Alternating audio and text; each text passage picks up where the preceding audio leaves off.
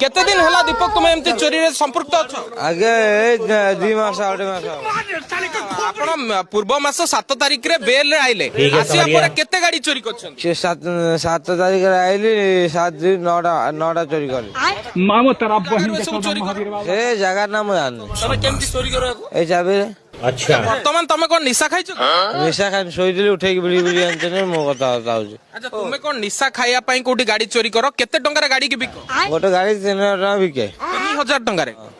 केबेठू एमती गाड़ी चोरी करछ? आए कोन मोर टोटल फिल्म शूटिंग कला करछन गोटे कैमरा देखाओ अरे केते दिन हेलान चोरी करछ? बहुगुणर अधिकारी तो सहित पई शूटिंग होउची को वर्तमान केते टंका रे बिको गाड़ी? आज्ञा गोटे गाड़ी बिके 8-10 हजार टका बिके अच्छा केते गाड़ी एमती जीवन काल भीतर चोरी करछ?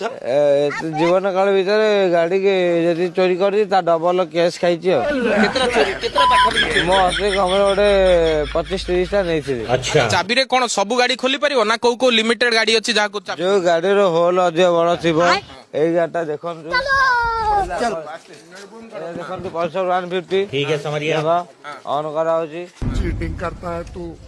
ऑन हो लगा ऑन गेला शाबाश बेटा, बहुत बढ़िया मुन्ना।